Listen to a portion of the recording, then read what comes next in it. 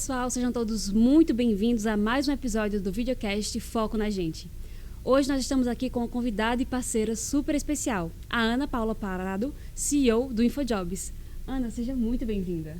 Obrigada, Nívia. Muito bacana estar aqui com vocês, super parceiros. Obrigada pelo convite. O prazer é todo nosso. Ana, eu acho muito difícil as pessoas não saberem o que é o InfoJobs. Mas para aqueles desavisados de plantão, explica um pouquinho sobre a plataforma. Bom, o InfoJobs ele é um job site, né? Então ele tem como propósito ali fazer a conexão entre a empresa que está contratando e a pessoa que está buscando emprego. Então ela é uma plataforma gratuita para quem está buscando emprego, ele vai lá, ele coloca o perfil dele e a partir dali ele vai encontrar várias ofertas no mercado, ele vai se candidatar e ele vai ser contratado. O modelo de negócio do InfoJobs é um modelo de negócio B2B, então o que nós fazemos é vender para as empresas diversas tecnologias, então são muitos serviços diferentes para que elas contratem de maneira mais assertiva, rápida, enfim. Não, perfeito. Eu acho que você falou aí uma palavra-chave. Você oferece uma grande gama de serviços. Uhum. A gente, como consultoria de RH, a gente sempre fala, o mundo do trabalho ele está evoluindo constantemente, né? E a gente, como empresa que oferece serviços para essas empresas, a gente precisa se adaptar. Que adaptações e inovações vocês, como InfoJobs, estão fazendo no momento? É um bom ponto, né? Então, hoje, só para a gente ter uma ideia de tamanho do InfoJobs, né? Hoje nós temos mais de 170 mil vagas postadas, muita tá? coisa. Nós estamos agora atingindo algo em torno de 45 mil empresas que publicam vagas todos os meses dentro da plataforma. Quando a gente fala de 45 mil vagas de empresas diferentes, a gente começa a perceber um pouco a complexidade desses serviços, porque aqui o InfoJobs ele tem um foco. Ele não tem um foco, na verdade. Ele consegue atender tanto a empresa micro, que ela vai contratar a primeira pessoa para fazer parte da equipe, até uma empresa como vocês, né, que ajudam diversas outras empresas a contratar. Então, o nosso objetivo é sempre ter, né, um serviço que vai trazer o candidato certo de forma mais rápida. Então, para a pequena empresa, ele consegue postar uma vaga, ele consegue ter um filtro mais fácil, né? Então, é uma usabilidade muito simples. Agora, para a grande empresa, hoje nós temos o PandaPé, que é um ATS, então ele tem uma tecnologia muito mais arrojada, né, que vai desde a requisição da vaga até a contratação daquele colaborador. Então, aí a gente fala de employer branding, né, daí a gente está falando de muito machine learning, então tem uma complexidade maior quanto a sistema. E a ideia é sempre a gente estar atento, né? Então, nós olhamos muito para as necessidades dos nossos clientes. Tudo que nós fizemos até hoje foi escutando, né? Entendendo quais eram as dores, para justamente a gente ali ter uma ferramenta, ter uma solução que atenda às dores dos nossos clientes. E tem que estar atento e mudando o tempo inteiro, faz parte. Se adaptando. A gente sempre fala isso. Eu sou designer, né, de formação, e a gente sempre fala, escutar o cliente é o ponto essencial. Porque a gente, às vezes, constrói a solução que a gente acha que é ideal, né? Que pra gente faz super sentido, mas a pessoa, em vez de atravessar a rua pela faixa, ela vai fazer um caminho inverso, né? Então, escutar e estar sempre atento ao mercado, eu acho que é algo importantíssimo que vocês estão fazendo, né? Exatamente. E é o que você deu como exemplo, né? Nós fazemos focus group com os nossos clientes com uma determinada frequência, tá? Então, por exemplo, quando a gente fez uma das soluções, a gente pensou, poxa, por que não tem um scroll infinito? Né? Então, porque é muito mais simples, né? A usabilidade, enfim. E daí, no dia a dia do cliente não faz sentido, né? Para ele quer a paginação porque faz mais sentido a paginação. E tá tudo bem, né? Então, a gente teve que adaptar o que pra gente era melhor, mas para uma solução que o cliente entende como melhor pro dia a dia dele. Então, se é melhor pro dia a dia dele, vence o que é melhor pro dia a dia. Perfeito. E, Ana, acho que você falou aí uma palavrinha-chave que toda vez que aparece no podcast acaba surgindo muitas perguntas. Machine Learning. Como é que vocês estão trazendo essas questões de inteligência artificial, de inovações mais tecnológicas para dentro da ferramenta para que a gente consiga ter esses ganhos de rapidez, de eficiência que você trouxe? Então, vamos lá. Nós usamos a inteligência artificial há muito tempo, né? Então, o que acontece é que agora, por conta da generativa, né, tudo virou um boom e nós estamos falando muito mais sobre isso. Mas, desde o princípio, quando a gente mostra ali para o candidato quais são as vagas que se adequam ao perfil dele, a gente já está falando de inteligência artificial, né? AI, né? Então, a gente já tem desde o match, né? Então, nós temos o ranking dos candidatos, né? Nós temos ali a generativa, quando ela auxilia a empresa a publicar uma vaga, né? Então, ela aparece em muitos momentos dentro das nossas soluções. Especialmente, né, Machine Learning, ela vai aprendendo de acordo com a usabilidade do recrutador. Então, ela vai adquirindo, né, é um aprendizado, é uma inteligência para indicar para ele quais são as pessoas que geralmente ali ele visualiza, né? E ele coloca ali como próxima etapa dentro dos candidatos, tá?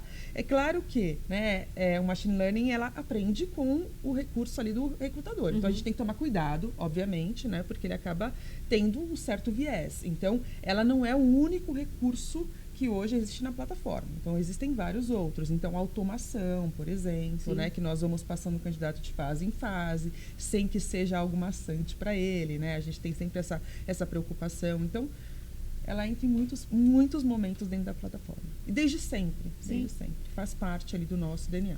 Eu acho que você falou exatamente, a gente está falando mais sobre isso, mas é uma boa prática que a gente já utilizava. Exato. Até quando a gente fala de empresas grandes como a Adecco, se não tiverem esses processos que são mais automatizados, que tem essa facilidade até de uma comunicação, que já está ali pré-definida, quando é movimento já faz ali o disparo. Se não tiver isso, o processo ele acaba não fluindo, né? Exatamente. A automação é essencial, né? Quando a gente fala de volume, igual vocês, a automação é essencial, né? A gente está ali preocupado em gerar uma boa experiência, mas nós sabemos que no dia a dia a gente responder uma mensagem para 2.000 pessoas, né, de forma manual, é impossível. É impossível, mas a gente quer dar a melhor experiência. Então, a gente precisa da tecnologia para justamente fazer isso bem.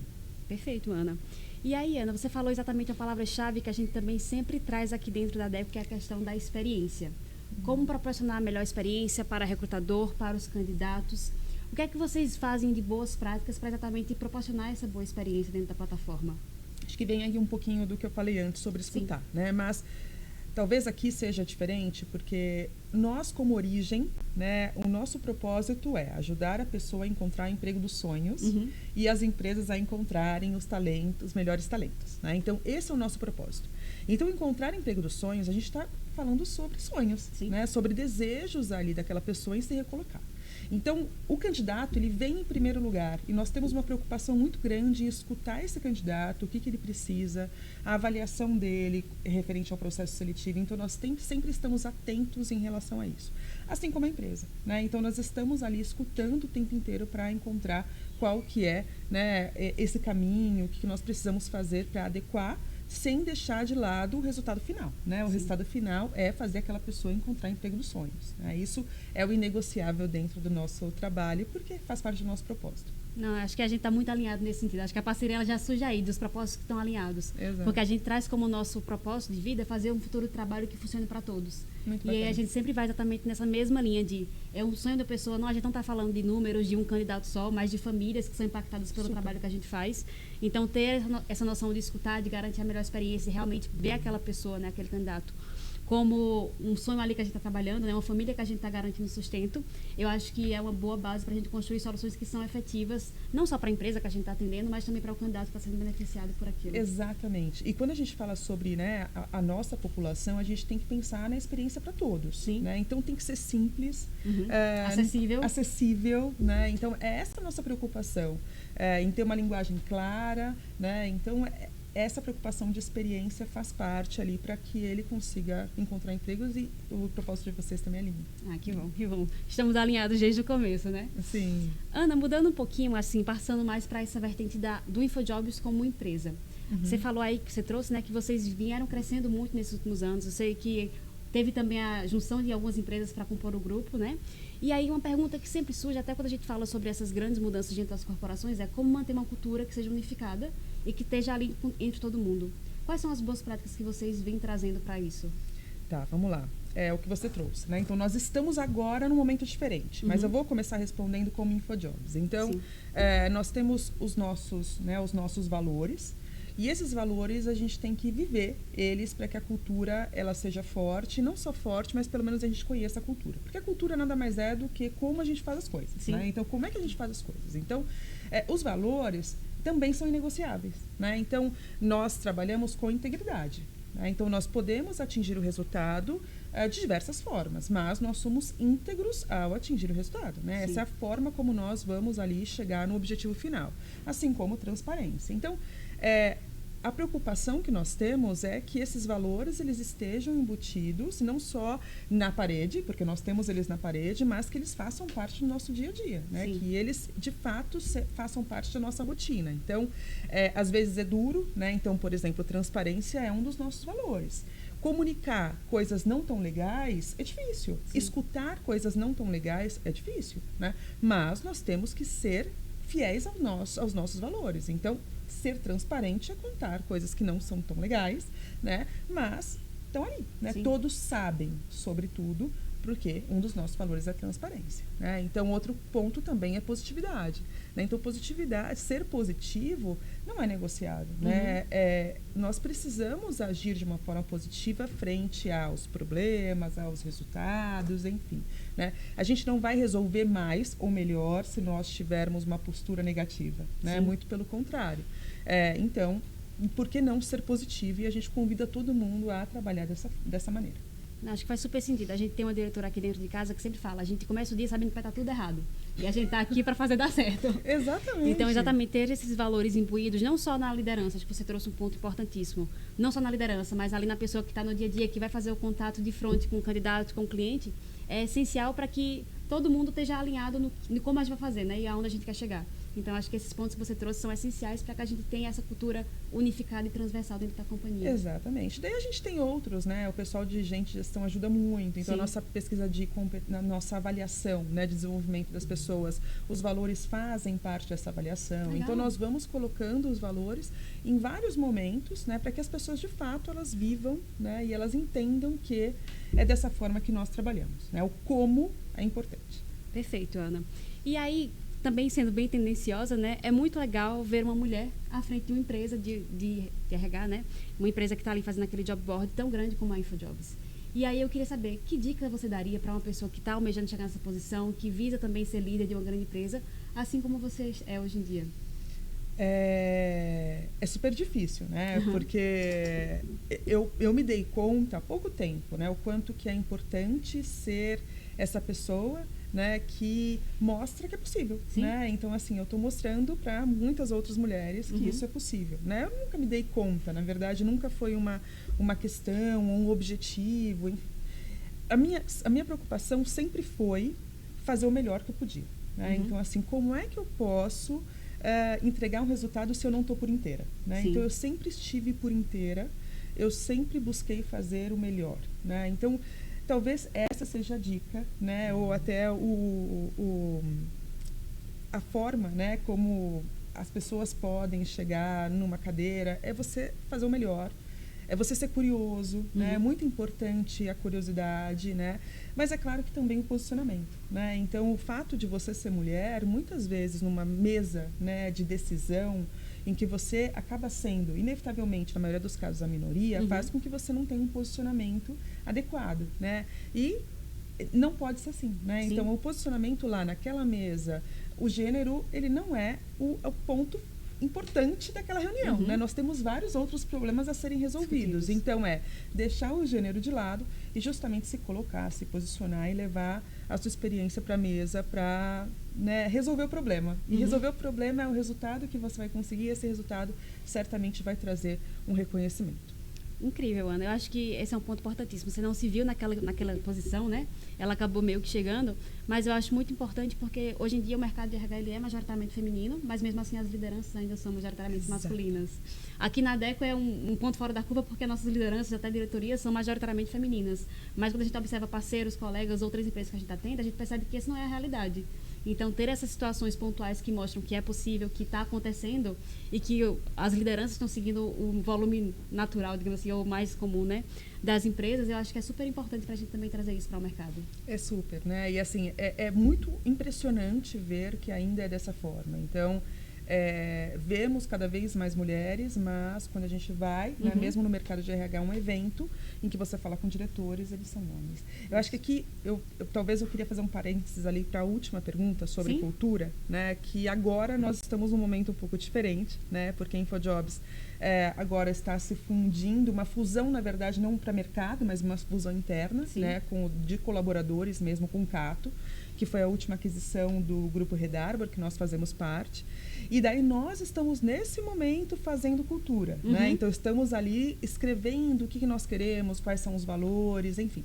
Agora, ainda é um momento difícil. E daí volto, né, para essa questão de gênero. Então, até antes dessa aquisição, nós tínhamos 70% das mulheres no cargo de liderança, né? Então, hoje já não é assim. Hoje nós voltamos ali a ter 40% das mulheres em cargo de liderança, né? Então, é um trabalho, né, que a gente tem sempre que estar... E essa é uma responsabilidade que eu tenho, né? Então, eu tenho muito essa responsabilidade de olhar para esses números e ver o que pode ser feito diferente para que, de fato, né, a gente tenha ali um equilíbrio, pelo menos dentro dos cargos. Não, acho que isso é incrível. E volta muito para aquele ponto que você trouxe da transparência. Tipo, a gente entende que a situação não está no ideal, né? Acho que ideal não existe, mas não está como a gente almejava, a meta que a gente queria de ter mais mulheres na liderança, mas ter a transparência de admitir isso, de entender e trabalhar para o propósito que é aumentar essa meta, eu acho que é o primeiro passo para a gente conseguir reverter a situação. Exatamente, exatamente. A gente não consegue atingir se a gente não sabe o que quer ser atingido, né?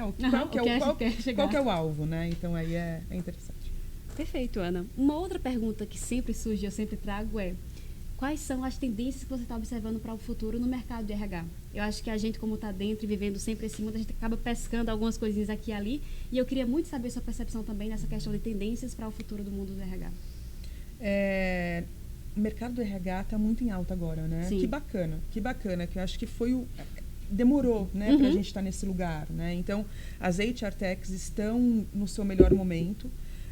Inevitavelmente aqui a gente está falando sobre automações, né, sobre você ter a tecnologia te ajudando em trabalhos que são mais operacionais e, de fato, colocando energia em trabalhos, né, em atividades que dependem, né, das pessoas, porque nós estamos cuidando muitas vezes, né, muitas vezes não, na maioria do tempo, de pessoas, né, empresas são formadas por pessoas, o resultado vem daí, enfim, o RH cuida muito disso.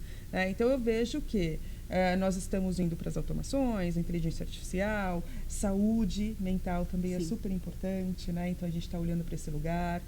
A gente está pensando, né, como é que nós podemos ajudar no upskilling, no reskilling dessas pessoas, porque as nossas equipes estão mudando, as responsabilidades das nossas equipes estão mudando.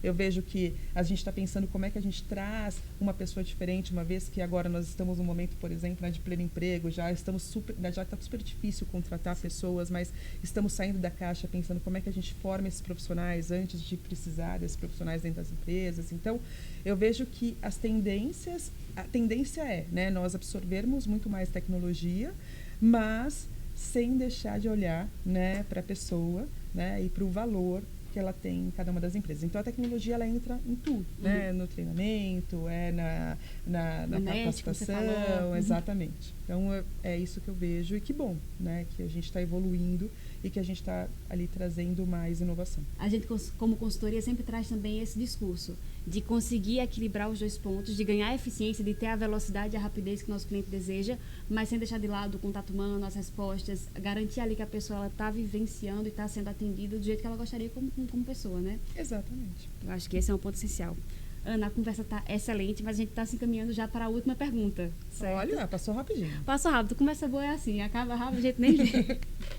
A gente sempre tem uma pergunta padrão aqui dentro do nosso podcast, que é até inspirada pelo nome dele, que é: que dica você daria para um gestor que quer focar na sua gente?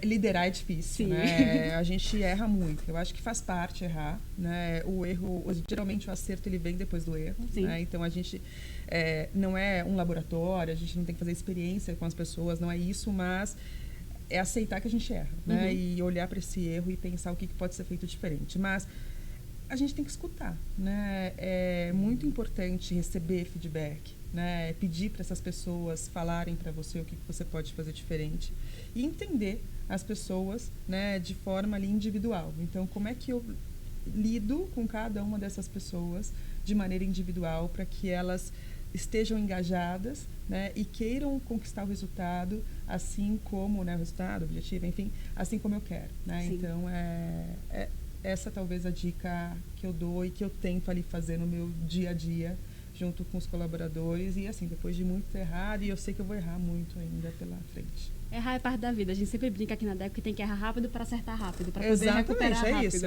Então, acho que essa é uma dica excelente. É muito interessante ver uma pessoa que é a liderança, né, um CEO, a gente sempre bota naquele pedestal, mas você também se colocar nesse espaço para receber os feedbacks. Acho que a gente tem muito isso dentro do RH, de aquela avaliação 360, você receber dos seus subordinados, mas também da sua liderança.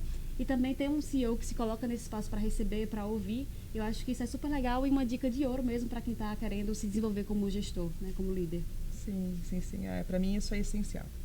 Não tem como a gente se desenvolver se a gente não sabe quais são os pontos que precisam ser desenvolvidos. Então, geralmente eu estou ali com os pares agora, né? Então, assim, o que eu posso melhorar? Ou até no feedback que eu dou para a galera, eu sempre coloco ali no último qual é o feedback que eles podem me dar, e é super rico. E eu consigo me desenvolver muito com isso. Valorizo demais. Com certeza, Ana. Ana, foi um prazer conversar com você, conhecer um pouquinho mais sobre o InfoJobs, sobre também como é que vocês estão se estruturando como empresa, conhecer também um pouquinho mais sobre o seu modelo de liderar, né, de gerir as pessoas. E estou muito feliz com a nossa conversa. Eu também estou muito obrigada pelo convite, muito obrigada pela parceria, pela confiança, tá certo? Passou rapidinho, foi ótimo. Por mais conversas como essa, né? Falaremos assim. Exatamente, por mais conversas como essa. Muito obrigada a você que assistiu até aqui e até o próximo episódio. E aí, gostou do episódio? Quer saber mais sobre a Adecco? Acesse o link abaixo e descubra como você pode tornar o seu RH estratégico através de um dos nossos 6 verticais: Adecco Staffing, RPO, Specialized IT, Outsourcing e Healthcare. Fale agora com um dos nossos consultores sem nenhum tipo de compromisso.